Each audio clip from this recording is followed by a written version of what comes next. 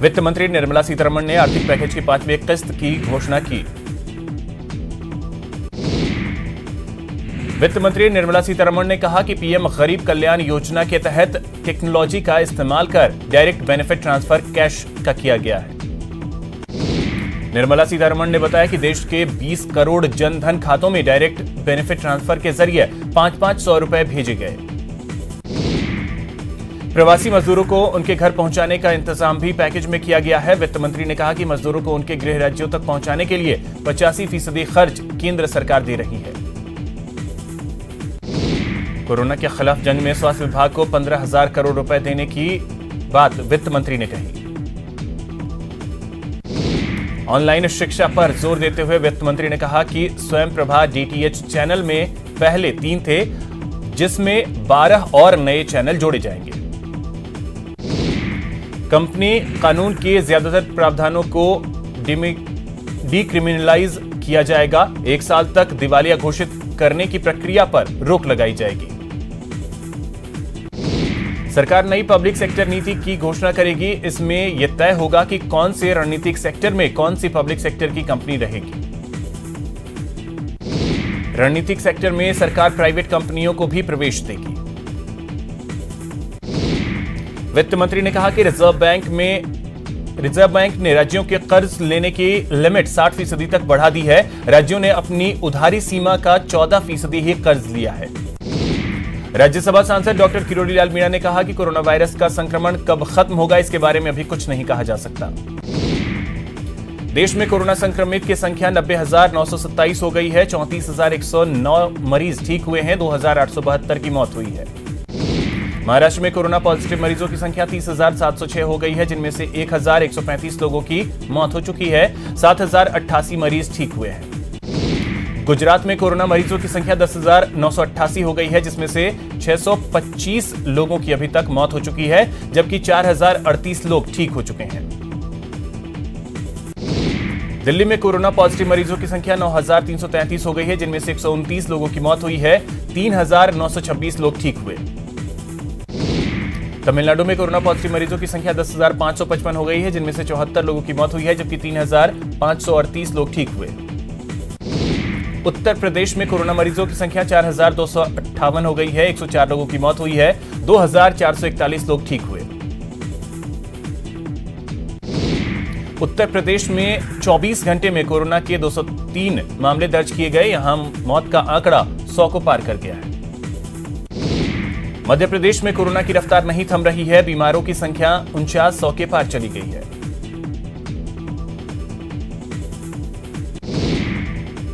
मरुधरा में corona positive case 5,000 को पार कर गए हैं। आज 123 नए मामले सामने आए। 2 लोगों की मौत भी हुई। प्रतापगढ़ के छोटी सादड़ी में क्वारंटीन 12 लोगों में से एक व्यक्ति की रिपोर्ट पॉजिटिव आने के बाद स्वास्थ्य महकमा पूरी तरह से सतर्क हो गया है। कोटा में कोविड-19 को लेकर लगे लॉकडाउन से हर वर्ग प्रभावित हुआ है, जिसका बड़ा इफेक्ट मरीज के इलाज पर भी पड़ा है। अजमेर में कोरोना पॉजिटिव की रिकवरी रेट 70% है, लेकिन चुनौती अभी खत्म नहीं हुई है और लॉकडाउन 4.0 के आगाज के साथ ही अन्य राज्यों से आने वाले मजदूरों को लेकर संभाग के 4 जिलों में व्यापक इंतजाम किए गए हैं। कोटा में कोरोना पॉजिटिव मरीजों के आंकड़ों में लगातार वृद्धि हो रही है। नर्सिंग कर्मी सहित 2 नए मरीज सामने आने के बाद कोरोना पॉजिटिव मरीजों की संख्या 321 हो गई। कोटा में कोविड-19 पेशेंट लगातार सामने आ रहे हैं। संक्रमण से लोग संक्रमित हो रहे हैं। अभी तक जिला चिकित्सा एवं स्वास्थ्य विभाग ने 13,309 सैंपल टेस्ट किए हैं। कोटा में कोरोना संक्रमण के चलते शहर के 13 थाना इलाकों में कर्फ्यू जारी है। सीएम अशोक गहलोत ने कोरोना की स्थिति को लेकर समीक्षा बैठक की। उन्होंने कहा कि राज्य सरकार ने सभी तरह की बीमारियों के उपचार के लिए उचित प्रबंध कर रखा है। हमारा माइक्रो मैनेजमेंट ऐसा हो कि प्रदेश में इलाज के अभाव में कोई जान न जाए। सीएम ने अफसरों से कहा कि हमें लगातार सतर्क और सजग रहने की जरूरत है। विशेषकर राजस्थान आ रहे श्रमिकों की प्रभावी स्क्रीनिंग, जांच एवं क्वारंटीन को मजबूत किया जाना जरूरी है। दुनिया में कोरोना पॉजिटिव मरीजों की संख्या 47,21,828 हो गई है। 3,13,260 लोगों की मौत हुई है। 18,12,136 लोग ठीक हुए हैं। अमेरिका में कोरोना पॉजिटिव मरीजों की संख्या 15,07,773 हो गई है। 90,113 लोगों की मौत हुई है। अमेरिका में 24 घंटे में कोरोना वायरस के 1,237 लोगों की कोरोना की वजह से मौत हुई।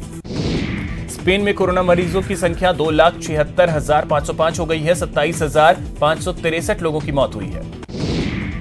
यूके में कोरोना मरीजों की संख्या बढ़कर 2,40,161 हो गई है। 34,466 लोगों की मौत हुई है। इटली में कोरोना मरीजों की संख्या बढ़कर 2,24,760 हो गई है। 31,763 लोगों की मौत हुई है। ब्राजील में कोरोना मरीजों की संख्या बढ़कर 2,33,511 हो गई है। 15,662 लोगों की मौत हुई है। फ्रांस में कोरोना पॉजिटिव मरीजों की संख्या 1,79,365 हो गई है। 27,625 लोगों की अभी तक मौत हुई है। कोरोना वायरस को लेकर चीन को शुरुआत से आलोचना और सवालों का सामना करना पड़ रहा है। अब एक स्वास्थ्य अधिकारी के ताजा बयान से एक बार फिर सवालों की झड़ी लग गई है। पीएम मोदी ने कहा है कि कोरोना वायरस के प्रसार के कारण उत्पन्न वैश्विक स्वास्थ्य संकट के इस समय में दुनिया को स्वस्थ और कोविड-19 से मुक्त करने के लिए सभी देशों को एक साथ काम करना जरूरी है।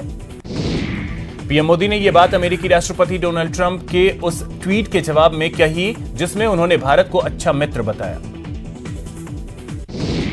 पीएम मोदी ने अपने ट्वीट में कहा, धन्यवाद राष्ट्रपति ट्रंप, इस महामारी से हम सभी सामूहिक रूप से लड़ रहे हैं। ऐसे समय में राष्ट्रों को एक साथ काम करने और दुनिया को स्वस्थ बनाने और कोविड-19 से मुक्त करने के लिए जितना संभव हो उतना काम करना जरूरी है। लॉकडाउन 3.0 का आज अंतिम दिन है। आज इस संबंध में जरूरी दिशा निर्देश जारी किए जाएंगे। जानकारी के मुताबिक सरकार लॉकडाउन को 2 हफ्ते के लिए और बढ़ा सकती है। यह 31 मई तक लागू रहेगा। लॉकडाउन के चौथे चरण में ऑटो, बस और कैब सर्विसेज को इजाजत मिल सकती है। हालांकि कंटेनमेंट जोन में इन पर पाबंदी रहेगी। अब तक जहां ऑफिस और फैक्ट्रियों में 33% कर्मचारियों को ही काम करने की इजाजत थी, इसे बढ़ाकर 50% किया जा सकता है। कोरोना वायरस के संक्रमण को रोकने के लिए देश में लॉकडाउन का बढ़ना तय है। सूत्रों से मिली जानकारी के मुताबिक देश के 30 जिलों में सख्त लॉकडाउन जारी रह सकता है। महाराष्ट्र की राजधानी मुंबई, औरंगाबाद, पुणे, पालघर, सोलापुर, नासिक और ठाणे में लॉकडाउन की सख्ती जारी रहेगी। वहीं तमिलनाडु की बात करें तो यहां कुड्डालोर, चिंगलपट्टू, अरियालूर, विल्लुपुरम, तिरुवल्लुर और ग्रेटर चेन्नई जिलों में लॉकडाउन का सख्ती से पालन होगा। देश की राजधानी दिल्ली को भी इसी श्रेणी में रखा गया है, जिसके बाद यह तय है कि यहां पर छूट मिलने की संभावना कम है। मध्य प्रदेश के भोपाल और इंदौर, जबकि पश्चिम बंगाल में हावड़ा और कोलकाता में भी सख्ती बरती जा सकती है। उत्तर प्रदेश में आगरा और मेरठ, आंध्र प्रदेश के कुर्नूल, तेलंगाना के ग्रेटर हैदराबाद, पंजाब के अमृतसर और ओडिशा के बेरहमपुर में सख्त लॉकडाउन जारी रहेगा। कर्नाटक के कुलबुर्गी में 31 मई तक धारा 144 लागू रहेगी। लोगों के आवागमन को नियंत्रित करने के लिए यह फैसला किया गया।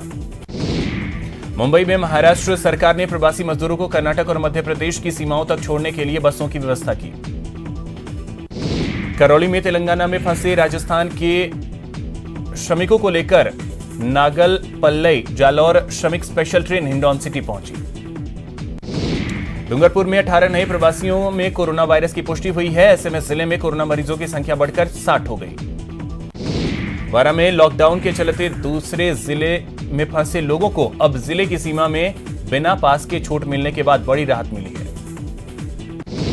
चूरू पुलिस राजस्थान में कोरोना महामारी के दौरान सरकार द्वारा लागू किए गए नए अध्यादेश को लेकर पहले तो जागरूकता अभियान चलाएगी, उसके बाद सख्ती अभियान चलाते हुए चालान काटेगी। कोटा में कोविड-19 संक्रमण पर नियंत्रण करने के लिए जिला प्रशासन और कृषि उपज थोक फल सब्जी मंडी समिति ने थोक फल सब्जी मंडी संचालित की। बारां जिला कलेक्टर ने बारां से लेकर शाहबाद क्षेत्र के मध्य प्रदेश सीमा का निरीक्षण किया।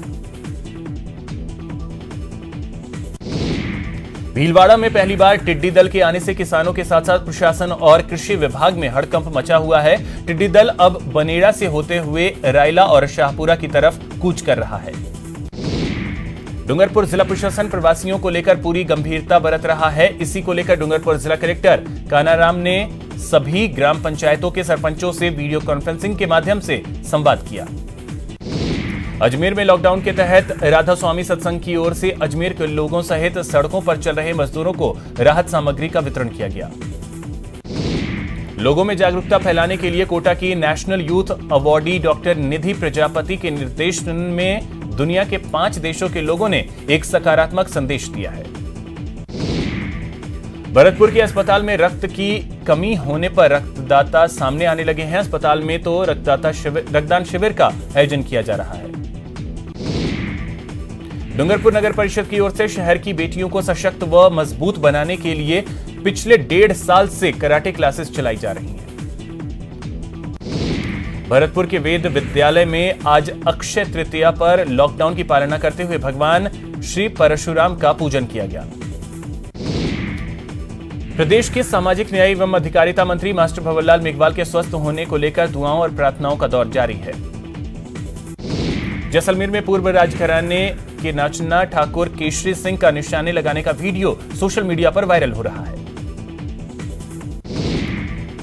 चूरू के सुजानगढ़ उपखंड अधिकारी का ट्रांसफर चित्तौड़गढ़ होने के बाद उनको विदाई दी गई। प्रतापगढ़ में नारकोटिक्स विभाग की ओर से लगाए गए अफीम तोल केंद्र पर 13 गांव के 262 किसानों की 1220 किलो अफीम तौली गई। के बाद आपका स्वागत है। चलिए रुख करते हैं खबरों की ओर। ओडिशा में वैट बढ़ने से आज से पेट्रोल की कीमत में 3 रुपए 11 पैसे का इजाफा हुआ है। उत्तर प्रदेश के औरैया जिले में शनिवार को हुए भीषण सड़क हादसे के बाद सीएम योगी आदित्यनाथ ने एक बार फिर सभी अधिकारियों से प्रवासी मजदूरों के पैदल चलने पर रोक लगाने को कहा। वरिष्ठ पुलिस अधिकारियों को जारी आदेश में स्पष्ट तौर पर सीएम योगी ने कहा कि किसी भी प्रवासी नागरिकों को पैदल, अवैध या असुरक्षित गाड़ियों से यात्रा न करने दिया जाए। बिहार के 15 मजदूर सड़क हादसे में जख्मी हो गए। आंध्र प्रदेश के गुंटूर जिले में यह हादसा हुआ। दिल्ली से स्पेशल ट्रेन पटना पहुंची। सोशल डिस्टेंसिंग की उड़ी धज्जियां। सड़कों से बसों तक पहुंचने में प्रशासन के नाक के नीचे सोशल डिस्टेंसिंग मजाक बना। यूपी के सहारनपुर में बिहार के मजदूरों ने बवाल काटा। अंबाला हाईवे को जाम किया। इस दौरान मजदूरों को समझाने की कोशिश हुई। पंजाब के पटियाला में छपरा के मजदूर की हत्या कर दी गई। मालिक ने की बेरहमी से चंदन की हत्या। गेहूं के खेत में मजदूर का मिला शव। बिहार के मुंगेर में कोरोना के 22 और मरीजों को अस्पताल से छुट्टी दे दी गई। 22 भर्ती मरीजों की रिपोर्ट नेगेटिव आई। बिहार के बांका में प्रवासी मजदूर सिरदर्द बने। जिले में 4 दिनों के भीतर कोरोना मरीजों का आंकड़ा 28 तक पहुंचा। बिहार के सुपौल के त्रिवेणीगंज में बने क्वारंटीन सेंटर में प्रवासी मजदूरों ने हंगामा किया। बदहाल व्यवस्था के खिलाफ प्रशासन और सरकार के खिलाफ नारेबाजी की। बिहार के समस्तीपुर में क्वारंटीन सेंटर पर पानी के लिए जमकर बवाल हुआ। प्रवासी मजदूर पानी को लेकर आपस में भिड़े। बिहार के बेगूसराय के क्वारंटीन सेंटर में सुरक्षा बलों की लापरवाही सामने आई। यहां सुरक्षा व्यवस्था को लेकर सभी दावे फेल हो रहे हैं। बिहार के अररिया के रानीगंज के काला बलुआ क्वारंटीन सेंटर में गंदे शौचालय पर प्रवासी मजदूर भड़क गए, जिसके चलते उन्होंने रानीगंज पूर्णिया मार्ग को जाम कर दिया। बिहार के गया के कोच प्रखंड में क्वारंटीन सेंटर में रह रहे लोगों ने हंगामा किया। बिहार के समस्तीपुर के बरहेता गांव में क्वारंटीन सेंटर में रह रहे मजदूरों ने जमकर हंगामा किया। कई प्रवासी मजदूर वहां से अपने घर चले गए।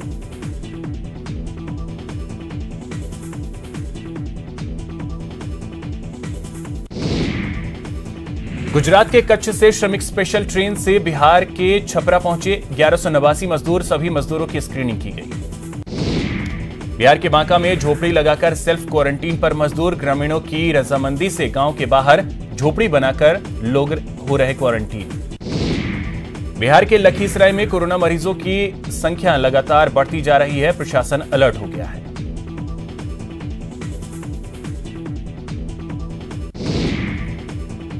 मध्य प्रदेश के रीवा में यूपी बॉर्डर पर मजदूरों ने हंगामा किया। सीमा पर रोके जाने पर किया हंगामा।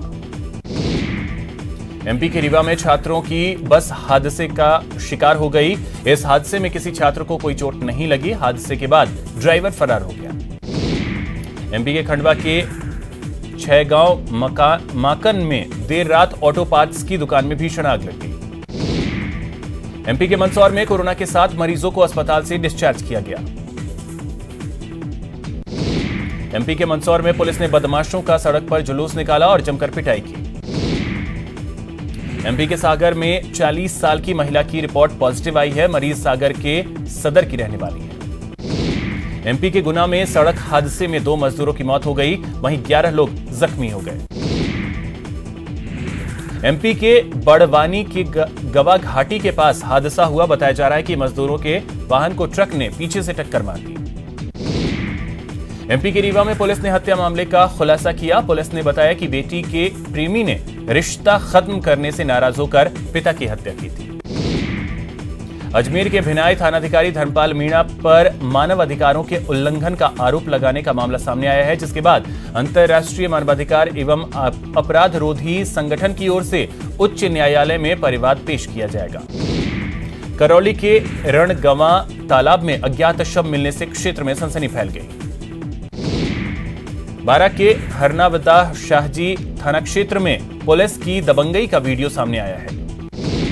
बूंदी के संथूरर नाके पर शराब की दुकान पर लूट के इरादे से आए अज्ञात बदमाशों ने चौकीदार की हत्या कर दी।